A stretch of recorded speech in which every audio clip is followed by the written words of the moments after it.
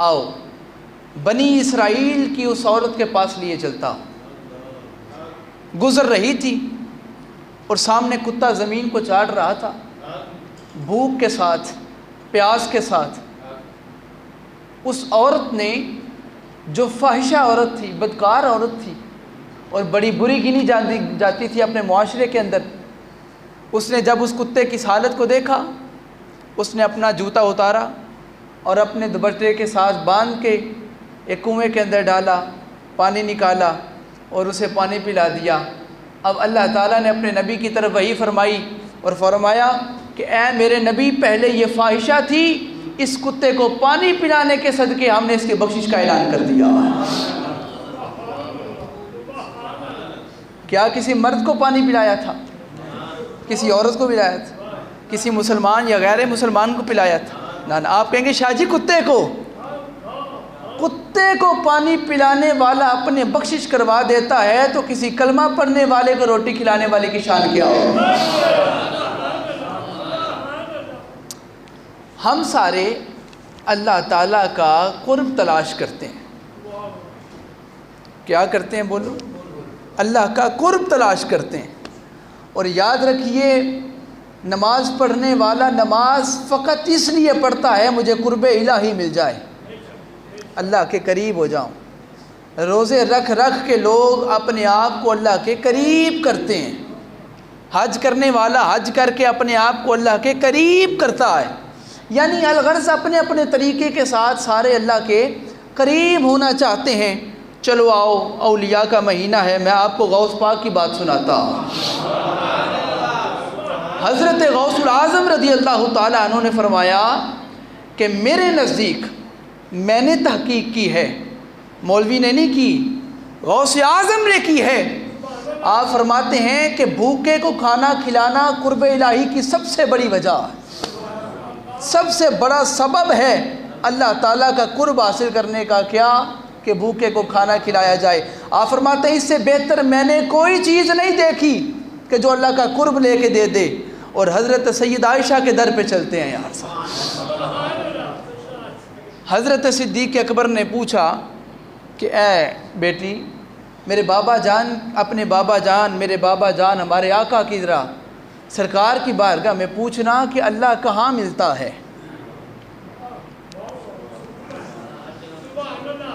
ہر جگہ تو ہے، ہر جگہ ہے، کوئی قید نہیں، کوئی سمت نہیں۔ یہ سمت ہمارے لیے، وہ سمتوں سے پاک، جسم و جسمانیت سے پاک۔ میرے آقا نے کیا فرمایا؟ اب میں سناؤں اگر میرے آقا نے کیا فرمایا؟ سرکار فرماتے ہیں کہ اللہ کو تلاش کرنا ہے تو ٹوٹے ہوئے دلوں میں تلاش کرو۔ اللہ اکبر۔ اللہ کو ٹوٹے ہوئے دلوں میں تلاش کرو، وہ غریبوں کے دکھ والے ٹوٹے ہوئے دلوں میں رہتا ہے۔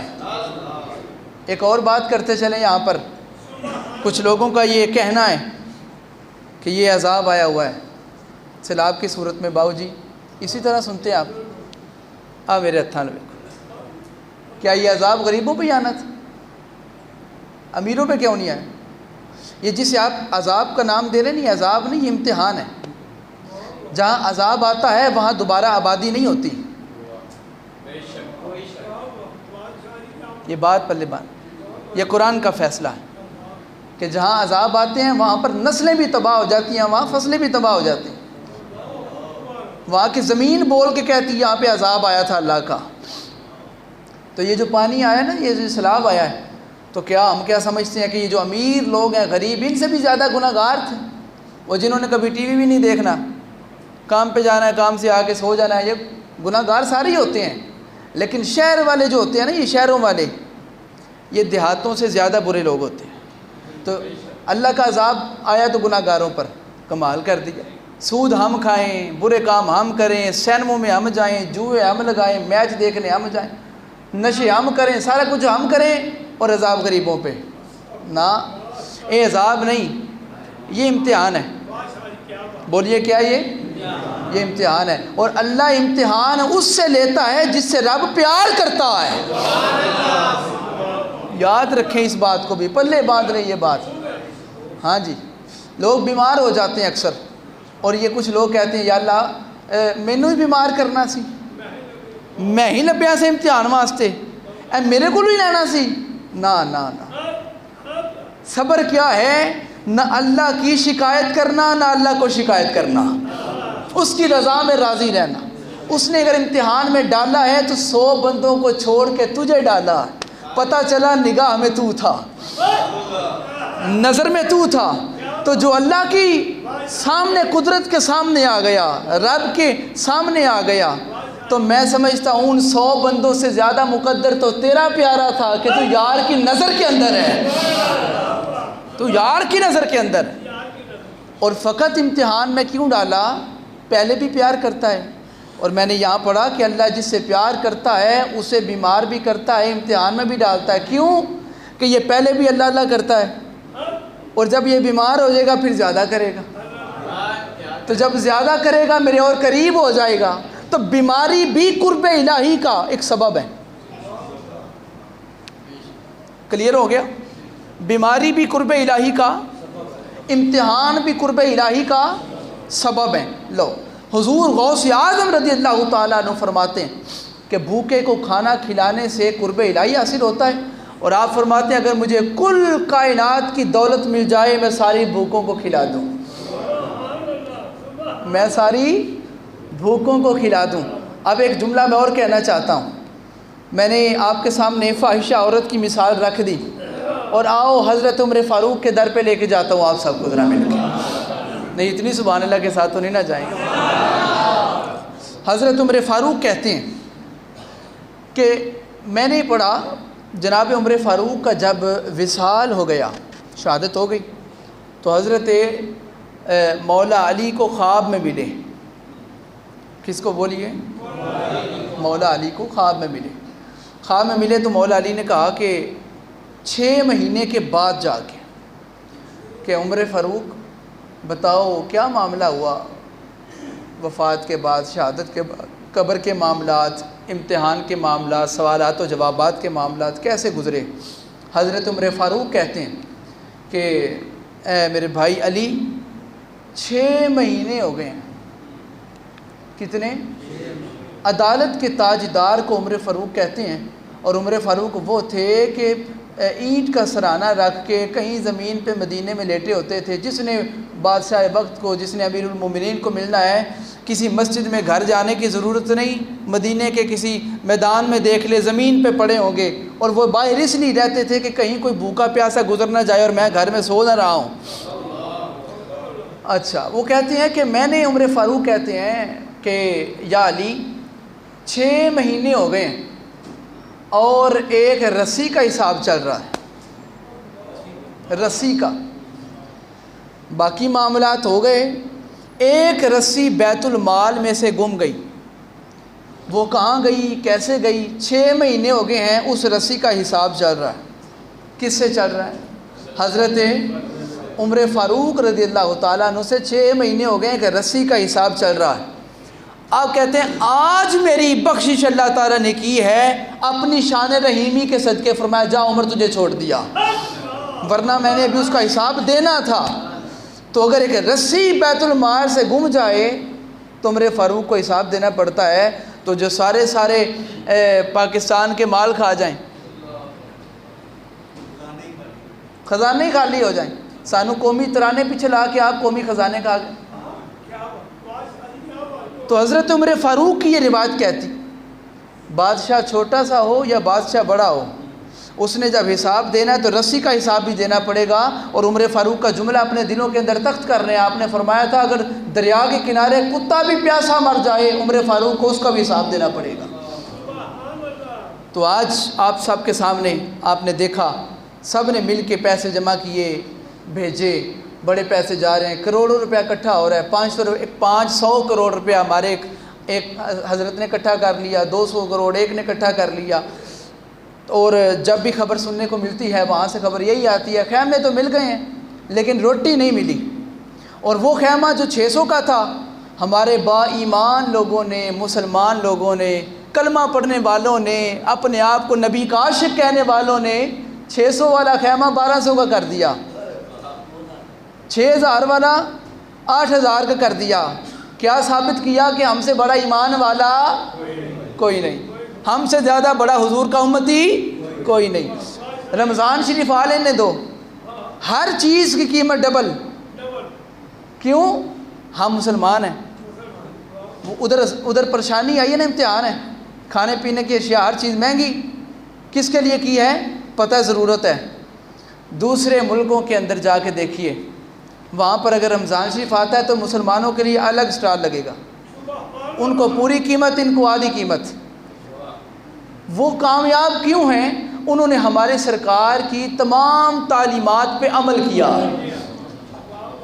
ان کی بسوں کے اوپر ہماری سرکار کی احادیثیں لکھی ہوئی ہیں.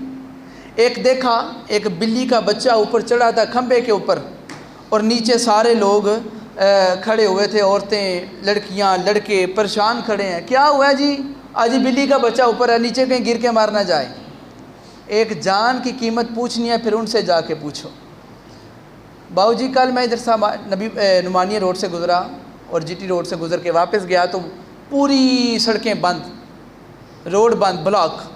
میں نے پوچھا آگے جا کے، میں نے کہا یہاں کیا معاملہ ہے؟ تو وہ بتانے والوں نے بتایا کہ ایک پولیس والوں نے مل کر ہمارے ایک نوجوان کو مار کے مار ہی دیا ہے. انہوں نے احتجاج کیا تھا کہ کوئی نشہ وغیرہ کرتا ہے، جو ان پولیس والوں نے کہا ہے، تو انہوں نے مار ہی دیا ہے.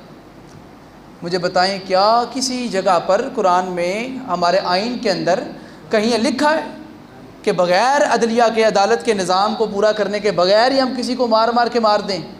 جان کی قدر و قیمت نہیں ہے رہی یہاں پر. جہاں پہ آئین کی کسی قسم کی کوئی وقت نہ رہے، قانون کی وقت نہ رہے، عدلیہ سارا کچھ ہر چیز جب بک جاتا ہے نا تو اس کے بعد فیصلے لوگ خود کرتے ہیں. انہوں نے بندہ مار دیا، اس کی بہنیں، اس کی مائیں، روڈ سارا لوگ بلاک کر کے، آگ جلا کے، تو وہاں لوگ بیٹھ کے تو آنسو بہا رہے ہیں، چیخ رہے ہیں، نعرے لگا رہے ہیں. میں نے کہا یہ کیا ہے؟ اب اس مسلمان کو جا کے پوچھے بندہ پولیس والے کو، تو کون ہے؟ میں کلمہ پڑھنے والا ہوں، میں حضور کے دین کا محافظ ہوں، ٹھیکیدار ہوں. ہر بندہ ٹھیکیدار ہے، لیکن اس کے پاس عمل امت مصطفیٰ والا کوئی نہیں. امت مصطفیٰ والا عمل پتہ کیا ہے؟ آؤ میں آپ کو سناتا ہوں امت مصطفیٰ والا عمل کیا ہے. یہ تو ایک انسان کی قدر ہے نا جی، کہ ہم اسے مار دیتے ہیں. ڈاکٹر صاحب آؤ. ڈاکٹر لارن آئزلی ایک بڑا مشہور فیمس وہ کالم نگار تھا، اور وہ بڑی لکھتا تھا، نظمیں اور غزلیں لکھتا تھا. پہلے وہ اس کا کارخانہ تھا اسلحے کا، بندوقیں بنانا، گولیاں بنانا. یہ ڈاکٹر لارن آئزلی کی بات. اور پھر کیا ہوا؟ اچانک وقت بدلا کہ وہ نظموں پہ، غزلوں پہ اور شاعری پہ اتر آیا. کسی بندے نے پوچھا ڈاکٹر صاحب اتنی بڑی تبدیلی کیسے آ گئی؟ کہاں بندے مارنا اور مروانا، اسلحہ، اور کہاں محبت بری باتیں؟ یہ کیا معاملہ ہے؟ تو انہوں نے کہا کہ بس ایک نوجوان کے ایک جملے نے میری زندگی کو بدل کے رکھ دیا. ایک نوجوان کے ایک جملے نے میری زندگی کو بدل کے رکھ دیا. پتہ چلا جہاں اگر زندگی کو بدلنا ہے تو پھر لمبی چوڑی باتیں کرنے کی، ڈھونڈنے کی، بہانے ڈھونڈنے کی ضرورت نہیں، وہاں ایک بات بھی کام کر جاتی ہے. ڈاکٹر صاحب کہتے ہیں کہ میں ایک دن کھڑا تھا اور میں جا رہا تھا اپنی جاب سے واپس، تو میں نے دیکھا کہ ایک نوجوان ساحل سمندر پہ کھڑا ہے اور ایک اسٹار فش کو اٹھاتا ہے اور اندر دریا سمندر کے اندر پھینکتا جاتا ہے. وہ کہتے ہیں میں دیکھتا رہا کہ وہ نوجوان بار بار ایک مچھلی اٹھاتا، آگے پھینک دیتا، پھر تھوڑا آگے چلتا، مچھلی اٹھاتا، پانی میں پھینکتا، پھر آگے جاتا، مچھلی اٹھاتا، پانی میں پھینکتا. میں قریب گیا، میں نے اسے جا کے کہا نوجوان تم یہ کیا کر رہے ہو؟ اس نے کہا ڈاکٹر صاحب میں مچھلیاں اٹھا کے پانی میں پھینک رہا ہوں، کیونکہ رات ہو گئی ہے، اب جو لہریں ہیں وہ یہاں تک نہیں آئیں گی، وہ دور رہیں گی. تو جو مچھلیاں پانی کے ساتھ یہاں تک آئی تھی وہ واپس نہیں جا سکیں، اب میں ایک ایک اٹھا رہا ہوں، اندر پھینک رہا ہوں.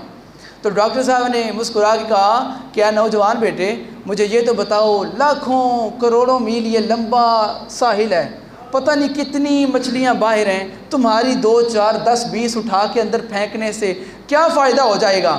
سمندر کا کیا فائدہ ہے؟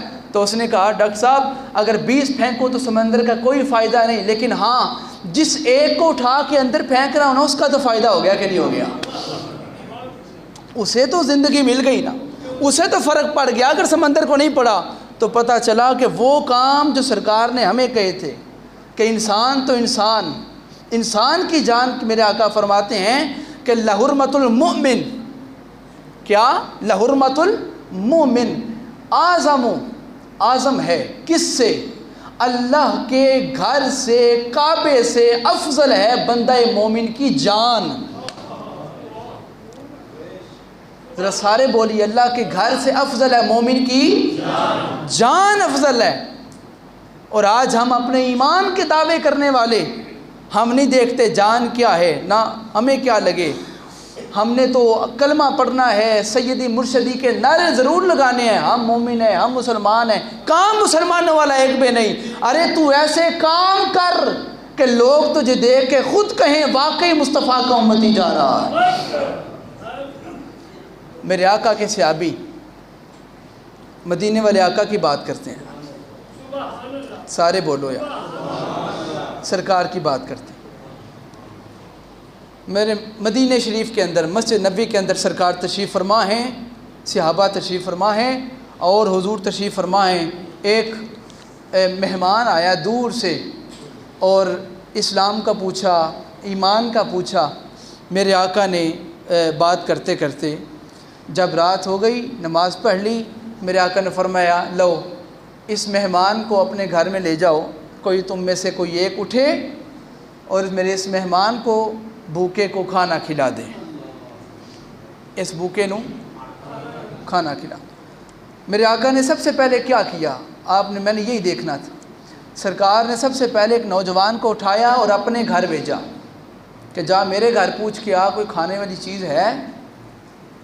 ایک بیوی نے کہا نہیں، دوسرے پاس بھیجا، انہوں نے کہا ہمارے پاس بھی کچھ نہیں، تیسرے کے گھر بھیجا، ہمارے پاس بھی کچھ نہیں، لیکن دو جہاں کی نعمتیں ہیں ان کے خالی ہاتھ میں۔ آپ نے فرمایا کون ہے جو میرے اس مہمان کی مہمان نوازی کرے گا؟ ان میں سے ایک صحابی انصار میں سے کھڑے ہوئے، ایک انصاری صحابی کھڑے ہوئے، غالباً حضرت عبداللہ انصاری، اور حضور میں لے جاتا ہوں۔ میرے آقا نے فرمایا لے جاؤ۔ وہ لے کے گھر آ گئے اور آ کے اپنی بیوی سے پوچھا کھانے کے لیے کچھ ہے؟ بیوی نے کہا نہیں، 3 روٹیاں ہیں، تو میں نے سوچا تھا تم آؤ گے، ایک بچوں کو کھلا دیں گے، ایک تم کھا لینا، ایک میں کھا لیں۔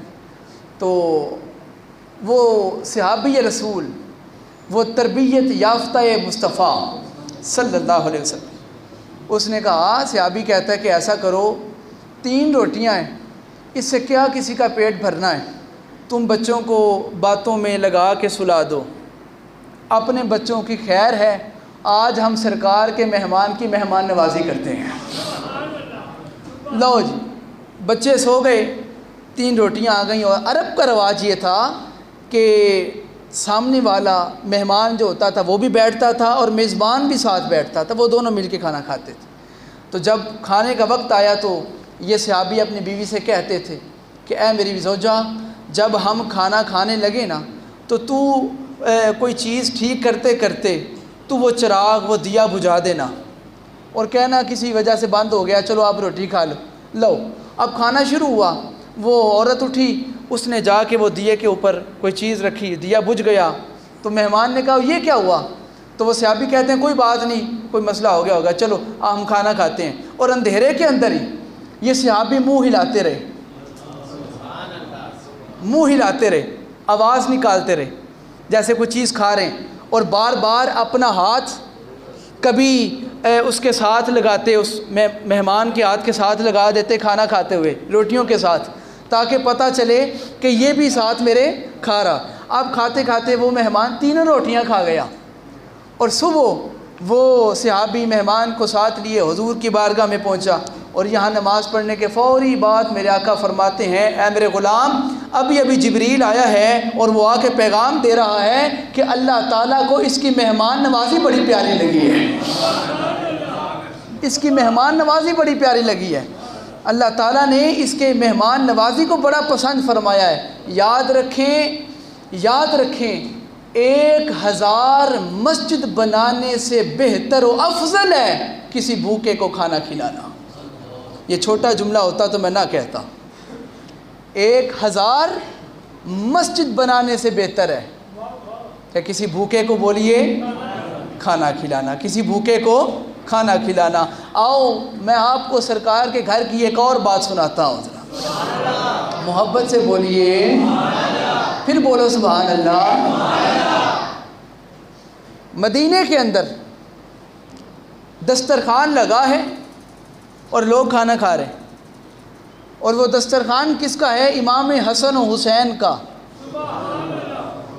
بولیے کس کا دسترخوان ہے؟ امام حسن و حسین کا دسترخوان، اور حسنین کریمین کا دسترخوان ہے، لوگ اس سے کھانا کھا رہے ہیں، لوگ اس سے بھوک مٹا رہے ہیں۔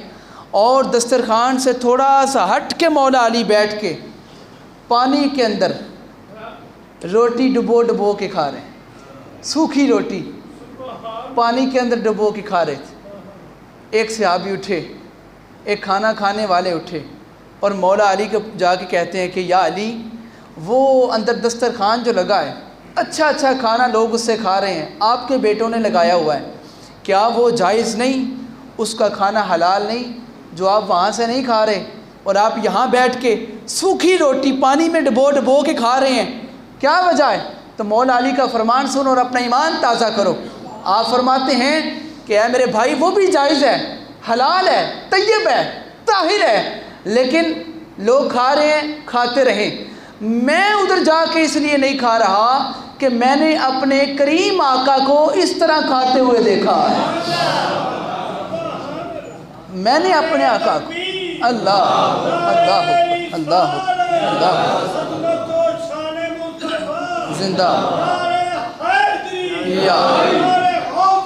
یا غوث اعظم۔ ایک دفعہ نعرہ رسالت کا جواب پھر سے دیجئے، نعرہ رسالت۔ فرماتے ہیں کہ میں نے اپنے آقا کو اس طرح روٹی کھاتے ہوئے دیکھا ہے۔ دو جہاں کی نعمتیں ہیں، بانٹنے والے بھی خود ہیں، لیکن روٹیاں سوکھی پانی میں ڈبو ڈبو کے کھاتے ہیں۔ اور مولا علی کہتے ہیں میں بس اپنے آقا کی سنت کو پورا کر رہا ہوں، میں اپنے آقا کی سنت کو پورا کر رہا ہوں۔ سامعین محترم، یہ وقت جو چل رہا ہے آپ حضرات کے لیے، یہ نیکیاں کمانے کا یہ بہت بہترین وقت ہے۔ اپنے سیلاب زدگان کی مدد کریں، کوشش کریں کہ ہو سکے تو کوئی ایسا بندہ جو ادھر خود جا رہا ہے اور دے رہا ہے اسے دیں۔ آج کل بڑی تنظیمیں حرکت میں آئی ہوئی ہیں، وہ یہاں سے اکٹھا کر کے اپنی جیب میں رکھ لیتے ہیں، آگے نہیں پہنچ رہا، آگے واقعی نہیں پہنچ رہا۔ جتنا پیسہ اور جتنی چیزیں اکٹھی ہوئی ہیں آگے پہنچے تو بڑا کام بن جائے۔ 500 کروڑ کہنے کی بات ہے۔ تو اس لیے اپنے دوستوں سے کلیکٹ کریں، آپس میں اپنا ہدیہ نکالیں، اپنے دوستوں کے لیے صدقہ جاریہ نکالیں۔ کسی ایک بچے کے پیٹ کے اندر بھی ایک برکی ایک لقمہ چلا جائے تو میں سمجھتا ہوں وہ ہماری نجات کے لیے کافی ہے۔ اس کے اندر ان کے بسترے بھی پانی کے اندر سیلاب کے اندر بہہ گئے، ان کے برتن بھی، ان کے گھر بھی۔ اور ہم ادھر تو چلو شہروں کے اندر لوگوں کا گزر بسر ہو جاتا ہے، پکے مکان بنے ہوئے ہیں، وہاں تو کچے مکان تھے، لوگوں کے گھر بھی چلے گئے۔ ایک جملہ ایک بندے نے مجھے سینڈ کیا واٹس ایپ کے اندر، صوفی صاحب بڑا عجیب اس نے مجھے تکلیف دی کہ جن ماؤں نے اپنی بیٹیوں کے جہیز کے سامان بنائے ہوں گے وہ بھی بہہ گئے، انہوں نے نہ جانے کس طرح بنائے ہوں گے، ان کا کیا ہوگا۔ ایک بندہ کیچڑ کے اندر بیٹھ کے اونچی اونچی آواز صدائے لگا رہا ہے اور کہہ رہا ہے کہ میرے بچے بہہ گئے، پنجابی میرے بچے رڑ گئے جے، کوئی آ جاؤ۔ اور وہ سائڈ پہ بیٹھا ہوا ہے کنارے کے اوپر، رو رہا ہے، اونچی اونچی چیخ رہا ہے۔ اور وہ 5 بندوں کے آپ نے دیکھا ہوگا وہ جو بڑا انتظار کرتے رہے، ایک چھوٹا سا جو ٹیلا سا بنا ہوا تھا اس کے اوپر کھڑے ہو کے رسیاں اپنے آپ کو باندھے، 5 بندے وہ کھڑے ہو کے انتظار کرتے رہے 5 گھنٹے تک، اگر کوئی آئے ہماری جان بچا لے۔ ابھی کوئی ہیلی کاپٹر آتا ہے، ابھی کوئی جہاز آتا ہے، وہ ہیلی کاپٹر جڑے تسی رکشیاں دے ہار وائے نے نا پڑھ کے 56 ہیلی کاپٹر جڑے تسی رکشیاں ہار چلائے نے جڑے، ان میں سے ایک ہیلی کاپٹر جاتا 5 جانیں بچ سکتی تھی۔ اتنی گفتگو کرنے کے بعد آپ کو میں نے جان کی قدر و قیمت بتا دی ہے کہ اللہ کے نزدیک ایک بندے کی جان کعبۃ اللہ سے افضل ہے، اور وہ 5 بندے انتظار کرتے رہے، ابھی کوئی آئے گا ہماری جان بچائے گا، اور نوجوان وہ 5 کے 5 ایک ایک کر کے وہ سارے بہ گئے۔ کیا مجھے بول کے بتائیں اس کا حساب ان حکمرانوں کو دینا ہے کہ نہیں دینا؟ یہ دیں گے اس کا حساب۔ اگر کوئی کہتا ہے نا نہیں جی ہم نہیں دے سکیں گے، ہم مجبور تھے، اللہ نے ہر قسم کی طاقت پاکستان کو ایسا عطا فرمائی ہے۔ 14 اگست والے دن آپ دیکھتے ہیں کہ نہیں دیکھتے؟ جہاز اڑتے ہیں ہوا کے اندر، اور ایک ایک سیکنڈ کے اندر وہ جہاز گزر جاتا ہے، اور وہ F-16 اور کیا کیا آپ کے سامنے۔ کیا وہ ہم نے صرف تماشے دکھانے کے لیے رکھے ہوئے ہیں؟ ہیلی کاپٹر صرف اپنے اخراجات کے لیے اپنی کوٹھی سے اٹھے اور جلسہ گاہ تک پہنچنے کے لیے رکھے ہیں؟ کیا وہ بندوں کی جانیں بچانے کے لیے نہیں ہے؟ اسلام جانیں گنوانے کے لیے نہیں آیا، اسلام جانیں بچانے کے لیے آیا۔ اس جملے کو کب سمجھیں گے یہ لوگ؟ ہر سال کوئی نہ کوئی میں دیکھتا ہوں، یہ اس سال تو میں نے اتنی باتیں دیکھی ہیں نا، ماں نے اپنے بچوں کے گردن کاٹ دیے، گلے کاٹ دیے، وجہ کیا ہے؟ بھوک۔ وجہ کیا ہے؟ بھوک ہے۔ تو پاکستان کو غریب ملک نہیں ہے، ایک ایک بندہ چاہے نا، ایک ایک بندہ چاہے تو میں نے پڑھا کہ وہ پاکستان کا قرضہ اتارنے کی طاقت بھی رکھتے ہیں۔ اتنی پاکستان کے لوگوں کے پاس قوتیں طاقتیں ہیں، اللہ کا دیا اتنا ہے، لیکن اس بندے کو جس نے اللہ نے دیا ہے، اللہ نے پوچھنا ہے کہ جو میں نے تجھے رزق دیا بتا تو نے اس رزق میں سے میرے بندوں کو کتنا دیا، کہاں کہاں خرچ کیا، وہ تو ہوگا نا جی، اس کا تو حساب پورا ہوگا۔